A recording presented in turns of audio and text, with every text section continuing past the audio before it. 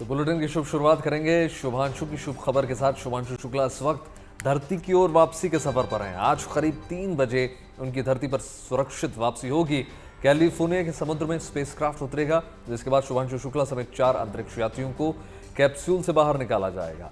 शुभांशु की सुरक्षित लैंडिंग के लिए परिवार समेत पूरा देश दुआएं कर रहा है। पूरी दुनिया और खास तौर पर अगर हम देखें, देश की नज़र शुभांशु शुक्ला पर टिकी हुई है, क्योंकि कई मायनों में ये मिशन भारत के लिए भी ऐतिहासिक है।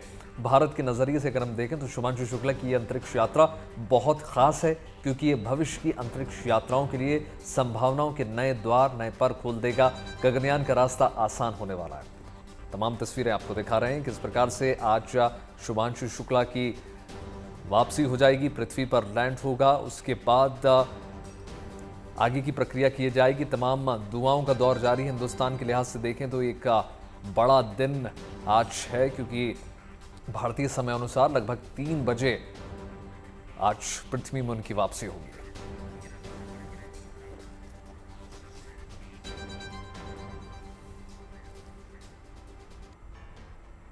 तो शुभांशु करीब 22.5 घंटे की रिटर्न जर्नी के बाद धरती पर लौट रहे हैं। उनकी वापसी यात्रा का अगला स्टेज बेहद महत्वपूर्ण है।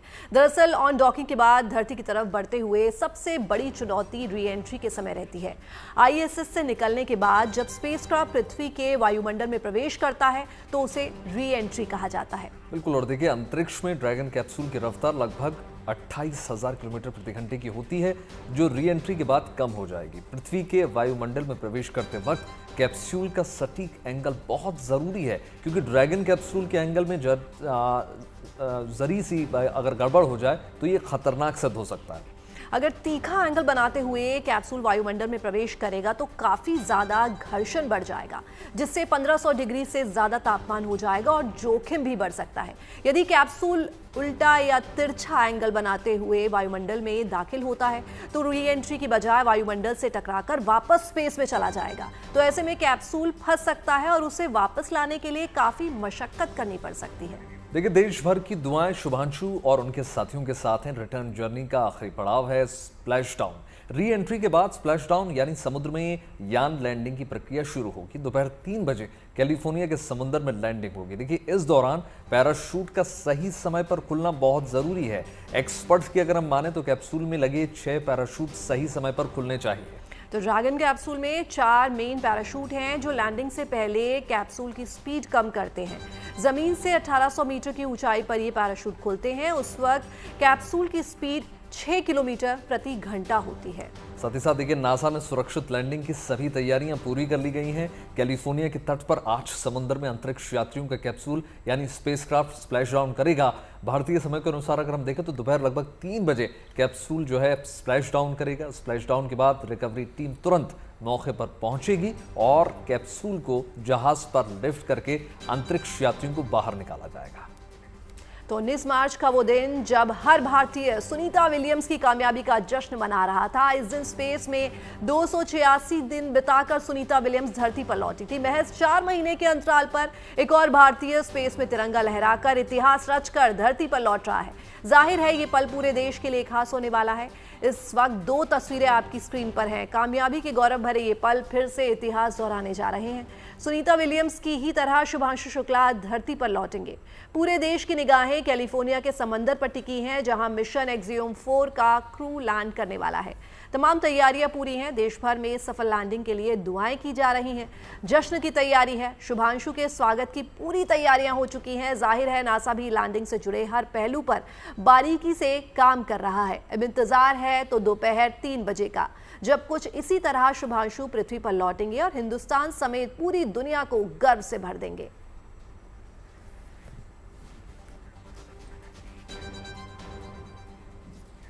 तो आपको अंतरिक्ष की कुछ तस्वीरें दिखाते हैं, जहां शुभांशु ने कुछ मस्ती भरे पल भी साझा किए। उन्होंने बताया अपनी टीम एक साथ स्पेसक्राफ्ट में सेल्फी ली और इस बीच पूरी टीम उस पल को एंजॉय करते हुए नजर आई। देखिए,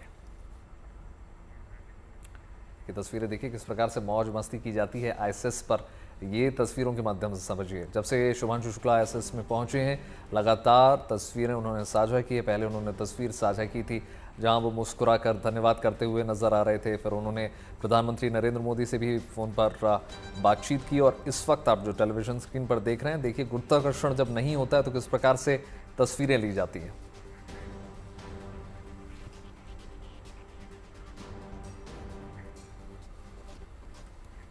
तो अंतरिक्ष से शुभांशु शुक्ला और इनकी टीम ने एक दूसरे का हेयर कट भी किया। अंतरिक्ष में बाल काटना एक चुनौती है क्योंकि बाल हवा में तैरते हैं और उन्हें काटना बेहद मुश्किल होता है। ऐसे में अंतरिक्ष यात्रियों को बालों को काटने के लिए विशेष उपकरणों और तकनीकों की आवश्यकता होती है। हालांकि इस चुनौती भरे काम को भी ये टीम करती नजर आई।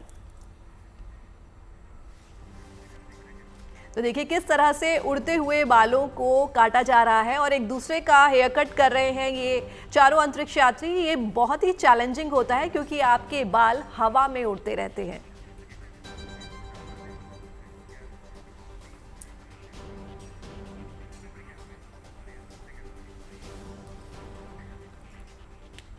खास मेहमान हमारे साथ जुड़ गए हैं, एस्ट्रोनॉमर अमिताभ पांडे सर हमारे साथ जुड़ गए हैं। अमिताभ सर, आपसे समझने की कोशिश करेंगे कितना बड़ा दिन है आज, कितनी बड़ी उपलब्धि है आज। जैसे ही स्प्लैश डाउन होगा तमाम हिंदुस्तान के लिए, हिंदुस्तानियों के लिए कितना बड़ा दिन है आज।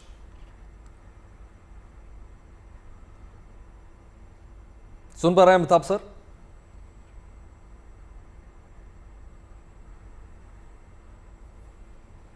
तो अमिताभ सर के पास एक बार फिर से जुड़ेंगे, तब तक हम आपको लगातार तस्वीरें भी दिखा रहे हैं क्योंकि आज दिन बहुत शुभ है। पहले अंतरिक्ष यात्री हैं शुभांशु शुक्ला जिन्होंने आईएसएस पे कदम रखा, ऐसे पहले भारतीय बन गए और ऐसे में सफल आज लैंडिंग जब होगी तो अपने आप में एक इतिहास वो रच देंगे। और उसके बाद भारत का जो अगला मिशन है 2027 में, उसके लिए भी दरवाजे खुल जाएंगे। ये तस्वीरें आपको दिखा रहे हैं। अमिताभ पांडे हमारे साथ दोबारा एक बार जुड़ गए। अमिताभ सर, आपसे समझने की कोशिश कर रहा था, आपसे पूछ रहा था कितना बड़ा दिन है आज। 3 बजे जैसे ही स्प्लैश डाउन होगा, क्या कुछ इतिहास हम अपने नाम कर लेंगे?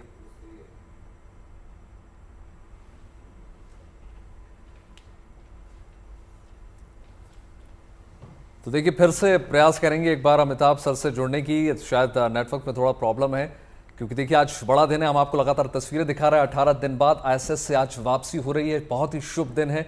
और दोपहर 3 बजे सफल लैंडिंग हो जाएगी। समुद्र में स्प्लैश डाउन का काउंटडाउन शुरू हो चुका है। तो अब वो घड़ी करीब आ गई है जब शुभांशु शुक्ला के कदम धरती पर पड़ेंगे। आईएसएस यानी इंटरनेशनल स्पेस सेंटर से अलग होकर स्पेसक्राफ्ट अब धरती की ओर बढ़ रहा है। आज दोपहर 3 बजे कैप्सूल का समुद्र में स्प्लैश डाउन होगा, जिसके बाद शुभांशु शुक्ला समेत चारों अंतरिक्ष यात्रियों को कैप्सूल से निकाला जाएगा। उनका परिवार समेत पूरा देश स्वागत के लिए तैयार बैठा है।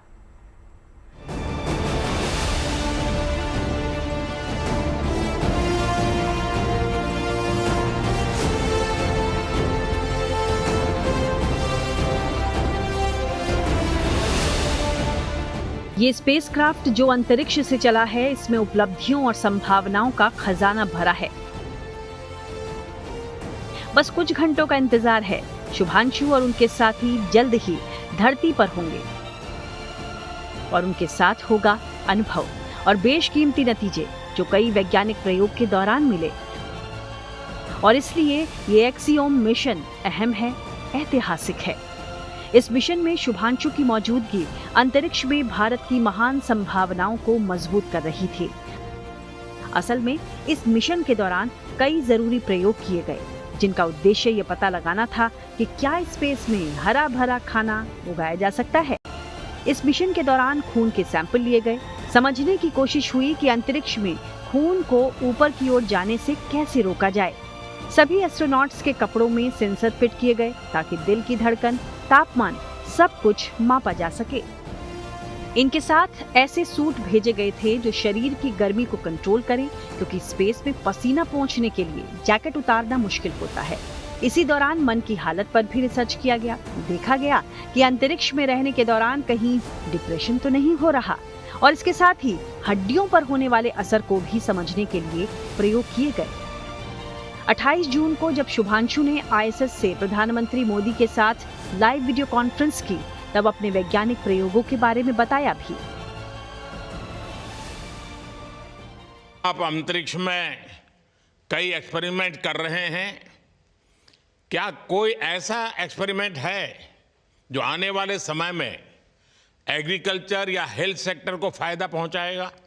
जी प्रधानमंत्री जी, मैं बहुत गर्व से कह सकता हूं कि पहली बार भारतीय वैज्ञानिकों ने 7 यूनिक एक्सपेरिमेंट्स डिज़ाइन किए जो कि मैं अपने साथ स्टेशन पे लेके आया हूं। और पहला एक्सपेरिमेंट जो मैं करने वाला हूं, जो कि आज ही के दिन में शेड्यूल्ड है, वो है स्टेम सेल्स के ऊपर। अंतरिक्ष में आने से क्या होता है कि ग्रेविटी चूंकि एब्सेंट होती है तो लोड खत्म हो जाता है, तो मसल लॉस होता है। तो जो मेरा एक्सपेरिमेंट है वो ये देख रहा है कि क्या कोई सप्लीमेंट दे के हम इस मसल लॉस को रोक सकते हैं या फिर डिले कर सकते हैं। इसका डायरेक्ट इम्प्लीकेशन धरती पे भी है कि जिन लोगों का मसल लॉस होता है ओल्ड एज की वजह से, उनके ऊपर ये सप्लीमेंट्स यूज़ किए जा सकते हैं। तो मुझे लगता है कि ये डेफिनेटली वहाँ यूज़ हो सकता है। साथ ही साथ जो दूसरा एक्सपेरिमेंट है वो माइक्रो एल्गी की ग्रोथ के ऊपर। ये माइक्रो एल्गी बहुत छोटे होते हैं लेकिन बहुत न्यूट्रिशियस होते हैं। तो अगर हम इनकी ग्रोथ देख सकते हैं यहाँ पे और ऐसा प्रोसेस इजाद करें कि ये ज़्यादा तादाद में हम इन्हें उगा सकें और न्यूट्रिशन हम प्रोवाइड कर सकें, तो कहीं ना कहीं ये फूड सिक्योरिटी के लिए भी बहुत काम आएगा धरती के ऊपर। सबसे बड़ा एडवांटेज जो है स्पेस का वो ये है कि ये जो प्रोसेस है यहाँ पे बहुत जल्दी होते हैं, तो हमें महीनों तक या सालों तक वेट करने की ज़रूरत नहीं होती। अंतरिक्ष और विज्ञान के लिहाज से शुभांशु की यात्रा तो खास है ही। इस दौरान कई ऐसे पल भी आए जो यादगार हो गए। शुभांशु ने आईएसएस के कपोला मॉड्यूल से पृथ्वी की शानदार तस्वीरें भी खींची। कुछ बातें ऐसी रहीं जो हमेशा याद रहेंगी, जिनका जिक्र बार बार होगा। खास तौर पर अंतरिक्ष में गाजर के हलवे का स्वाद इनमें से कोई नहीं भूलेगा। शुभ, आप दूर अंतरिक्ष में है जहां ग्रेविटी ना के बराबर है, पर हर भारतीय देख रहा है कि आप कितने डाउन टू अर्थ है। आप जो गाजर का हलवा ले गए हैं, क्या उससे अपने साथियों को खिलाया? जी प्रधानमंत्री जी, ये कुछ चीज़ें मैं अपने देश की खाने की लेके आया था, जैसे गाजर का हलवा, मूंग दाल का हलवा और आमरस। और मैं चाहता था कि ये बाकी भी जो मेरे साथी हैं बाकी देशों से जो आए हैं वो भी इसका स्वाद लें और चखें। जो भारत का जो रिच कलिनरी हमारा जो हेरिटेज है उसका एक्सपीरियंस लें। तो हम सभी ने बैठ के इसका स्वाद लिया साथ में और सबको बहुत पसंद आया। कुछ हैं कि कब वो नीचे आएंगे और हमारे देश आए और इनका स्वाद ले सके हमारे साथ। ड्रैगन यान शुभांशु और उनके साथियों को लेकर धरती के रास्ते पर है, मगर अपने साथ सिर्फ एस्ट्रोनॉट्स लेकर नहीं आ रहा, बल्कि 263 किलो से ज्यादा कार्गो के साथ वापस आ रहा है। इसमें नासा का हार्डवेयर और 60 से ज्यादा प्रयोगों का डेटा शामिल है और ये डेटा अंतरिक्ष अनुसंधान के लिए बेहद खास है। भारत के गगनयान और चंद्रयान मिशन के लिए बेहद महत्वपूर्ण है। Bureau report, good news today. Amitabh Pandey sir एक बार फिर से हमारे साथ जुड़ गए हैं। आपसे फिर से प्रयास करते हैं एक बार प्रश्न पूछने का। देखिए, स्वागत है पहले तो आपका। और सवाल जाहिर तौर पर यही, कितना बड़ा दिन है आज। जैसे ही तट पर लैंडिंग होगी 3 बज के करीब, हिंदुस्तान के लिहाज से देखिए कितना बड़ा दिन है, क्योंकि 2027 में हम भी प्लान कर रहे हैं गगनयान का। मैं इसको विज्ञान के अलावा एक दूसरे पर्सपेक्टिव से भी देख रहा हूँ जी। जैसे बच्चा पहली बार चलना शुरू करता है, दूर जाता है, फिर माँ के पास वापस आता है, वही वैसा ही पल है। क्योंकि इंसान को अपने गर्भनाल काटने का वक्त आ गया है कि धरती से दूर दूसरे जहां और भी बसा। तो ये हमारी भी शुरुआत है कि हम पहली बार अंतरिक्ष में, हमारा एक अंतरिक्ष भी जा रहा है। दूसरे देशों, अभी तक दूसरे देश ले गए हैं, दूसरे मिशन में गए, दूसरे कंट्री में शामिल हो गए थे, लेकिन हमारा भारतीय अंतरिक्ष यात्री दूसरी बात है, अंतरिक्ष में जा रहा है। और हमारा अगले साल 2 साल में हमारे प्रयोग शुरू होने वाले हैं अंतरिक्ष में जाने के। तो उसके लिए हमारे लिए पल बहुत महत्वपूर्ण। अमिताभ सर, आपसे ये भी जानना चाहेंगे कि इस पूरे मिशन का मकसद क्या था? देखिए, एक हमको समझना होगा कि अंतरिक्ष की दुनिया धरती की दुनिया से बहुत अलग। धरती पे गुरुत्वाकर्षण है, पानी हमारे लिए है, हवा भरपूर है। अंतरिक्ष में जाते हैं तो हमको सारी चीजों का इंतजाम करना होता है। और धीरे धीरे सीख रहे हैं कि कैसे हम वहाँ पे पानी रिसाइकिल करेंगे, हवा को रिसाइकिल कैसे करेंगे, जिसमें साइनो बैक्टीरिया का जैसे हम प्रयोग कर रहे हैं। ये समुद्र के अंदर पाया जाने वाला एक ब्लू ग्रीन बैक्टीरिया है जो धरती पर आधे ज्यादा ऑक्सीजन प्रोड्यूस करता है। तो अंतरिक्ष में भी हमको ऐसे जीवधारियों की सहायता लेनी पड़ेगी एक वातावरण को मेंटेन करने के लिए। हमारे स्पेस स्टेशन में कल फ्यूचर में स्पेस में परमानेंट कॉलोनी बनेगी। हमारे शरीर भी जो धरती पर रहने के लिए बना है उसमें अंतरिक्ष में क्या दिक्कत आती है। हमारा जैसे प्रयोग है कि जो मसल लॉस होता है, जिसकी सब बात करते हैं कि वहाँ पे माइक्रो ग्रेविटी में हमको बॉडी को ज्यादा काम नहीं करना पड़ता, मसल्स पे ज्यादा दबाव नहीं होता, लोड नहीं होता है, तो मसल्स कमजोर होने। तो ऐसे मेटाबॉलिक बूस्टर्स के ऊपर टेस्ट कर रहे हैं कि क्या उससे फायदा मिलेगा, फिर अगर मिलेगा तो धरती पर उसका क्या इस्तेमाल होगा। अगर हम अपने आसपास की आज दुनिया देखें तो उसमें से आपको आश्चर्य हो जानते हैं करीब 50-60% चीजें जो अंतरिक्ष के जाने से जो टेक्नोलॉजी डेवलप हुई उससे हमको हासिल हुई जी। तो अमिताभ सर ये भी समझाइए कि हमने 18 दिनों में क्या क्या हमने क्या खोज करने की कोशिश करी, और जाहिर तौर पर देखिए ये तो समझ में आता है हमें कि सिर्फ हिंदुस्तान के लिहाज से नहीं, पूरा विश्व की नज़र भी हिंदुस्तान पर अब टिक रही है। जैसा इसरो का अगर हम ट्रैक रिकॉर्ड देखें, हमारी जो सफलता है वो लगातार देखने को मिलती है। जी हाँ, देखिए अंतरिक्ष में जो विज्ञान में जो किसी विज्ञान के क्षेत्र में काम होते हैं सारी दुनिया मिलजुल के करती है। इसमें कोई देश की सीमाएं नहीं होती है, कोई आपस में झगड़े नहीं होते हैं, सारे दुनिया के वैज्ञानिक मिलकर काम करते हैं। तो हमने भी कुछ प्रयोग किए हैं, जैसे उसमें कि जैसे कि बताया कि माइक्रो एलगी पर प्रयोग है जो भविष्य में जिसको हम सुपर फूड भी कई बार कहते हैं। कि अंतरिक्ष में जैसे हम अभी गाजर का हलवा खा रहे हैं, कल जब हम सोचिए कि आप मंगल पर चले जाएंगे या जुपिटर की ऑर्बिट में होंगे, सैटर्न की ऑर्बिट में होंगे, तो वहां लगभग जाने में 6-7 साल लगता है, जाने में और इतना टाइम वापस आने में लगेगा करंट टेक्नोलॉजी से। सर बिल्कुल बिलियन डॉलर्स के होते हैं। इंटरनेशनल स्पेस स्टेशन बना था, कोई मजाक तो है नहीं, बड़े बड़े देशों के काम है। हम हिंदुस्तान का भी सपना है कि शायद कभी इंटरनेशनल स्पेस स्टेशन हमारा भी हो। तो क्या भविष्य में इस प्रकार हम ऐसा कल्पना कर सकते हैं कि क्या एक नींव बनाने की कोशिश है अंतरिक्ष से, और कुछ क्या सीखा जा सकता है? देखिए दुनिया, रशिया के बहुत मशहूर जो पायनियर थे स्पेस साइंस के, उन्होंने एक बात कही थी जो हमको गांठ बांध लेनी चाहिए कि धरती मानवता का पालना जी। और अब वो वक्त आ गया कि पालने को बच्चा बड़ा हो गया है तो छोड़ के आप बाहर जाए, अपनी दूरी दुनिया एक्सप्लोर करे और भी जगह बस्तियां बसाए। तो ये शुरुआत हो चुकी है। आईएसए एक परमानेंट कॉलोनी है स्पेस में, हमको उसे देखना चाहिए, जहाँ में हमेशा लगभग आधा दर्जन या दर्जन एस्ट्रोनॉट हमेशा रहते हैं। और लेकिन जो ये धरती की कक्षा में अनेक काम से यहाँ से सप्लाई जा सकती है, वहां से कोई दिक्कत हो तो मशीनें यहाँ से भेजी जा सकती हैं, लेकिन हमको पूरा एक सेल्फ डिपेंड इनका ऑटोमेटिक मतलब एक सेल्फ सस्टेनेबल इकोसिस्टम क्रिएट करना स्पेस में सीखना पड़ेगा, जिसकी ये आईएसए तैयारी है। हमने भी तैयारी की शुरुआत कर दी है। सर आपने अभी गाजर के हलवे की बात की, वैसे तो कई इंटरेस्टिंग वीडियोस हम देख रहे हैं लगातार जो शुभांशु वहां से भेज रहे हैं। एक वीडियो आया हेयर कट का, बड़ा मुश्किल होता है क्योंकि आपके बाल खड़े होते हैं और ऐसे में आप हेयर कट कर रहे हैं, तो ये किसी चुनौती से कम नहीं है। जी हाँ, वहाँ पर कोई भी चीज है नीचे नहीं गिरती, वहाँ नीचे ऐसी कोई चीज है ही नहीं। स्पेस में आप ऑर्बिट कर रहे हैं, के चारों आपका स्पेस स्टेशन या वो भी ऑर्बिट कर रहा है, तो उसके अंदर से लगता है ग्रेविटी है ही नहीं। तो कोई चीज मैंने अपना पैर उठाया हवा में छोड़ दूंगा तो वहीं के वहीं टिका रहेगा। तो बिल्कुल ये अलग ढंग से हमको अभ्यास करने पर हमारी साइकोलॉजी में बहुत स्ट्रेस पड़ता है शुरू में। धरती पर जब वापस आते हैं कई एस्ट्रोनॉट तो चीजें गिरानी शुरू कर देते हैं। तो ये जो सारा हमारे जो शरीर के ऊपर किस तरह के दबाव होते हैं, मस्तिष्क पर कितने चैलेंज होते हैं, हमारा जो बैलेंसिंग सिस्टम है जो हमको धरती में बैलेंस रखता है, गिरने लगता है हमको पता लगता है गिर रहे हैं, वहां पर तो हमारा बैलेंसिंग सिस्टम हमेशा कंफ्यूज रहता है कि हम गिर रहे हैं क्या है। आपने कभी कल्पना करिए कि बहुत नीचे जो पेरी व्हील्स होते हैं उससे जब आप नीचे आते हैं तो जो आप पेट में जैसा आपको महसूस होता है वो अंतरिक्ष यात्रियों को हमेशा महसूस होता है। इसलिए शायद सर डीप अंडर वाटर में ही उनको ट्रेनिंग कराई जाती है। बहुत धन्यवाद अमिताभ सर हमारे साथ जुड़ने के लिए। तो इस वक्त इलेक्ट्रॉनिक वाहन बनाने वाली दिग्गज अमेरिकी कंपनी टेस्ला की आज भारत के बाजार में एंट्री हो रही है। कंपनी YSUV मॉडल के साथ देश में दस्तक दे रही है। मुंबई के बांद्रा कुर्ला कॉम्प्लेक्स में पहले एक्सपीरियंस सेंटर का श्री गणेश हो रहा है। BKC के पॉश वाणिज्यिक रियल एस्टेट मेकर मैक्सिटी में 4000 वर्ग फुट में फैले इस शोरूम से टेस्ला की शुरुआत हो रही है। टेस्ला के Y मॉडल की कीमत 70 लाख है। सेंटर के शुभारंभ के इस खास मौके पर राज्य के मुख्यमंत्री देवेंद्र फडणवीस भी यहां मौजूद रहे। मुस्तफ़ा हमारे साथ जुड़ गए हैं फोन लाइन पर। मुस्तफ़ा आपसे समझने की कोशिश करूंगा, हिंदुस्तान में काफ़ी लंबे समय से इंतजार किया जा रहा था टेस्ला का, और जो Y मॉडल है लगभग 48-50 लाख का क्रॉसओवर ये मॉडल है, क्या उम्मीदें लगाएं टेस्ला से? कैसे शानदार मार्केट क्या क्रिएट होगा ऑटोमोबाइल में हिंदुस्तान में? जी बिल्कुल, आप कह सकते हैं 2016 से टेस्ला गाड़ी का इंडिया में इंतजार किया जा रहा है। पहला शोरूम खुल रहा है बीकेसी में, मुंबई में।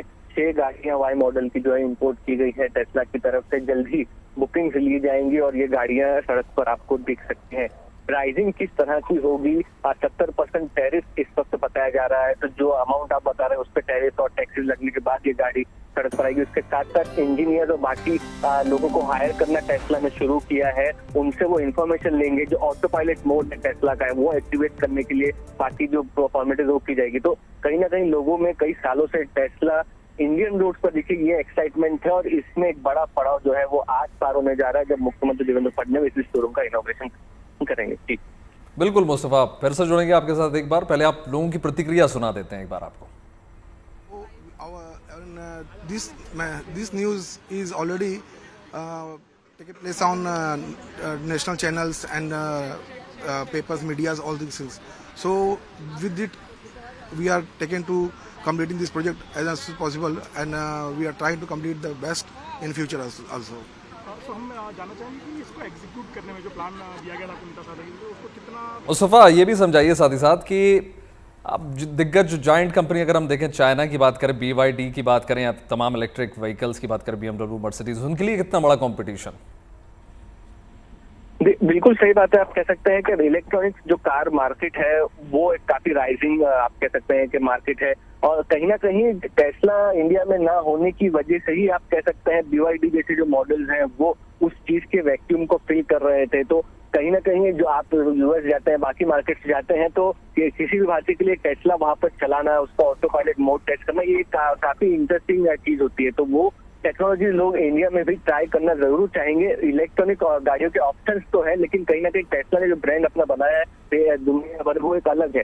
तो उसका जो उत्साह है बाकी इलेक्ट्रॉनिक व्हीकल आने के बावजूद भी कायम है और ये कहीं ना कहीं जब बुकिंग शुरू होती है टेस्ला की तो ये एक्साइटमेंट देखने के लिए मिलेगी कि कितनी बुकिंग मिलती है, कंपनी कितनी बुकिंग लेती है और गाड़ियां इंपोर्ट कर चाइना से ज्यादातर इंपोर्ट किया जाता है तो कितनी गाड़ियां जो इंपोर्ट कर प्रोवाइड किया जा सकता है इंडियन रोड पे, ये देखना दिलचस्प रहेगा। और साथ ही साथ एक और शोरूम टेस्ला का खुलने वाला है, क्या लोकेशन होगी इस चीज को लेकर के अभी सस्पेंस बना हुआ है। जी, आपने एक्सपोर्ट ड्यूटी की बात करी मुस्तफा, ये भी समझाइए साथ साथ, क्या मैन्युफैक्चरिंग भी फ्यूचर में चालू होगी? मोस्ट प्रोबेबली दिल्ली में ही नेक्स्ट शोरूम खोलना चाहेंगे। बिल्कुल, आप कह सकते हैं कि ट्रेड एग्रीमेंट्स को लेकर के काफी टैरिफ को लेकर के काफी चीजें चल रही है। इंपोर्ट ड्यूटी 70% इंडिया में है।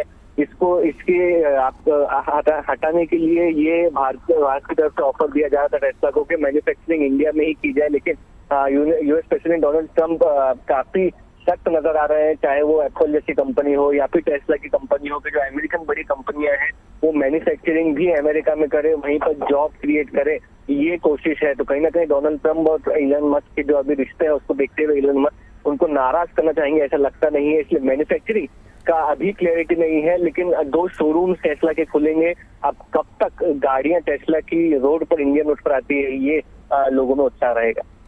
बिल्कुल मुस्तफा, बहुत बहुत धन्यवाद आपका इस तमाम जानकारी के लिए। और अब बात सावन की कर लेते हैं। शिवम सुंदरम, सावन के महीने में शिव भक्ति के रंग आपको दिखाते हैं।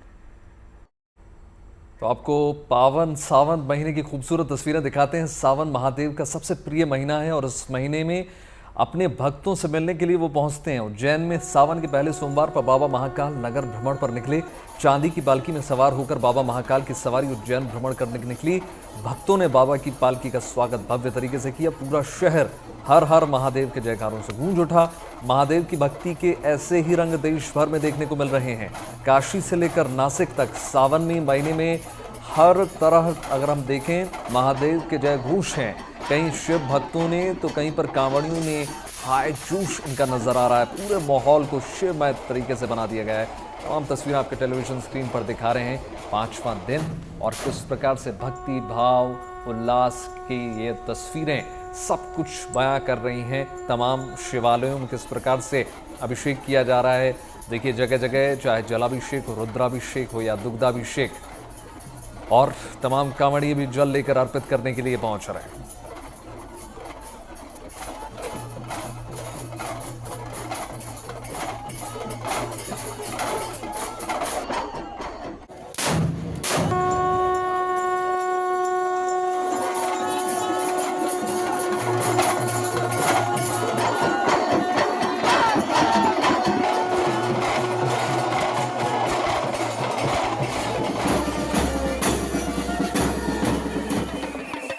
उज्जैन की सड़कों पर भगवान महाकाल ने कुछ इस तरह अपने भक्तों को दर्शन दिए।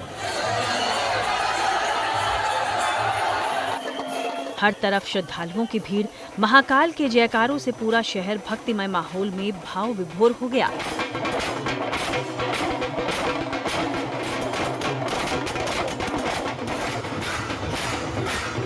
सावन के पहले सोमवार के मौके पर भगवान महाकाल रजत पालकी में सवार होकर अपनी प्रजा को आशीर्वाद देने के लिए नगर भ्रमण पर निकले।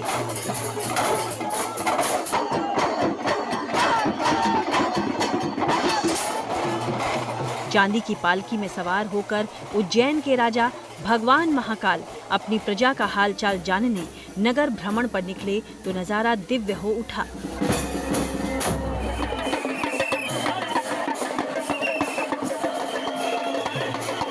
नगर की प्रजा ने अपने आराध्य के स्वागत में कोई कमी नहीं छोड़ी। श्रद्धालुओं ने पुष्प वर्षा करते हुए भगवान महाकाल का स्वागत किया। बाबा की एक झलक पाने के लिए भक्तों का हुजूम उमड़ पड़ा।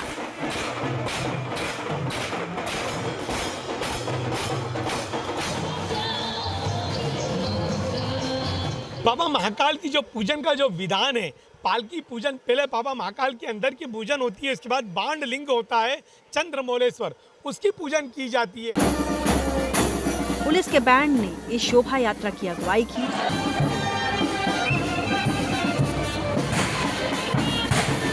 जबकि डमरू टीम ने ऐसा समा बांधा कि 10 दिशाएं गूंज उठी।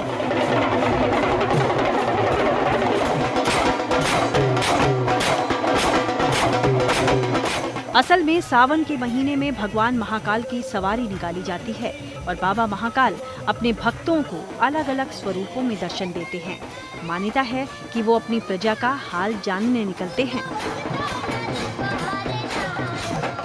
पूजन कर ऐसा अनादिकाल में कहा जाता था कि जब बाबा महाकाल नगर भ्रमण के लिए निकल रहे हैं तो लोग बाबा के दर्शन करने नहीं आते थे, क्योंकि जब बाबा का लय और विलय की जो प्रक्रिया होती है, प्राण की जो गर्भगृह में महादेव है वो इस जो मन में इसका स्वरूप है उसमें विराजमान हो जाते थे। तो इसलिए बाबा महाकाल के दरबार में सायंकाल भक्त लोग आते नहीं थे, तो इसीलिए बाबा महाकाल स्वयं महाकाल स्वरूप के अंदर ही निकलते हैं और उनकी पूजन पाठ अर्चन करने से महाकाल के दर्शन का पूजन अर्चन प्राप्त होता है। सावन के महीने में उज्जैन का ये रंग वाकई अद्भुत है। अब अगले सोमवार को महाकाल की शाही सवारी निकलेगी, जिसका इंतजार भक्तों को बड़ी ही बेसब्री से है। उज्जैन से संदीप कुलश्रेष्ठ के साथ bureau report, good news today.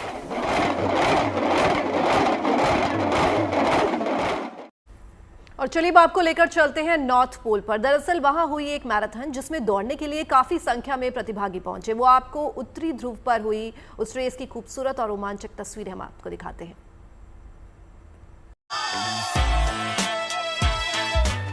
कहते हैं जहां मुश्किलें बड़ी होती हैं वहीं से ही हिम्मत जुटाने की चुनौती भी शुरू होती है। धरती के उत्तरी ध्रुव पर दौड़ लगाते ये लोग इसी चैलेंज को स्वीकारते भी नजर आ रहे हैं। सोचिए, जहां साफ ट्रैक पर धावक को दौड़ने में काफी जोर लगाना पड़ जाता है, वहीं ऐसे बर्फीले और फिसलन भरे माहौल में ये प्रतिभागी बेहद हिम्मत, हौसला और जज्बे की कहानी पेश कर रहे हैं।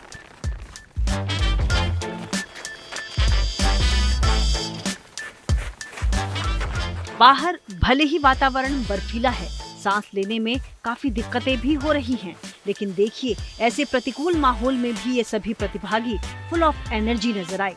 अगर थकान है भी तो एक दूसरे को देखकर ही आगे बढ़ने का हौसला और ऊर्जा ली जा रही है। चारों तरफ फैला बर्फ का ये अथाह समंदर। महिला और पुरुष प्रतिभागी यहाँ शरीर और बाहरी तापमान के बीच तालमेल बैठाते हुए ये अनोखी रेस लगा रहे हैं। और आखिरकार इस मैराथन का वो भी पल आया जब विजेता ने फिनिश लाइन क्रॉस की और इस बर्फीले समंदर में दौड़ लगाकर विजेता ने अपने जज्बात भी बयां किए। It was not easy, but it was a fun run actually. Yeah, I enjoyed it. इसके बाद तो एक एक कर ऐसे ही कई प्रतिभागियों ने इस दौड़ को खुशी खुशी पूरा किया, जो सभी प्रतिभागियों के लिए एक रोचक, यादगार और एडवेंचर से भरी यादें दे गयी। बहरहाल आर्कटिक महासागर के जमे पानी पर कई किलोमीटर की ये मैराथन वाकई में अद्भुत और चुनौतीपूर्ण रही। बेशक ये एक खूबसूरत, रोमांचक और यादगार अनुभव है, जिसके जरिए प्रतिभागियों को बर्फीले और प्रतिकूल वातावरण में अपनी फिजिकल और मेंटल हेल्थ को टेस्ट करने का मौका मिलता है। Bureau report, good news today.